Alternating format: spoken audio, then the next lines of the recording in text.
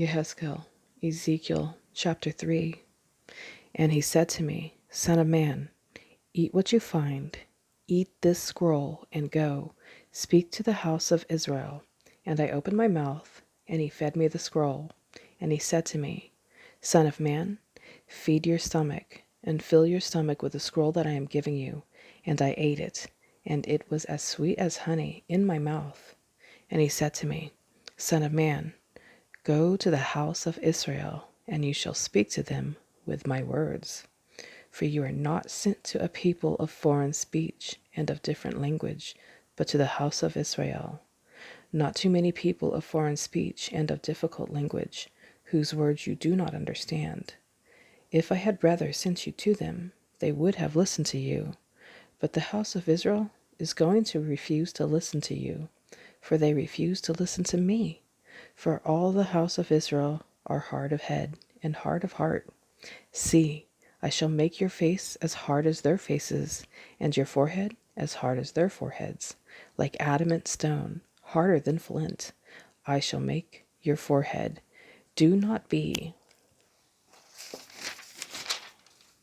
afraid of them, nor be discouraged at their looks, for they are a rebellious house.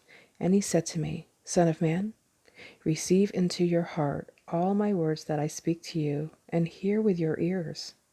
And go, come to the exiles, to the children of your people, and speak to them, and say to them, Thus said the Master Yahweh, whether they hear or whether they refuse.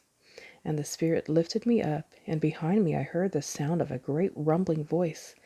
Blessed be the esteem of Yahuwah from his place, and the sound of the wings of the living creatures touching one another, and the sound of the wheels beside them, and the sound of a great rushing. And the Spirit lifted me and took me away, and I went in bitterness in the heat of my spirit, while the hand of Yahweh was strong upon me. And I came to the exiles at Tel Abib, who were dwelling by the river Kabar, and I sat where they were sitting, and sat there, stunned among them, 7 days. And it came to be at the end of 7 days that the word of Yahweh came to me, saying, Son of man, I have made you a watchman for the house of Israel, and you shall hear a word from my mouth, and shall warn them from me.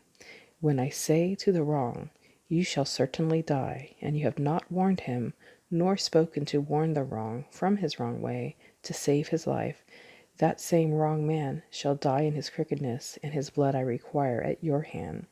But if you have warned the wrong, and he does not turn from his wrong, nor from his wrong way, he shall die in his crookedness, and you have delivered your being.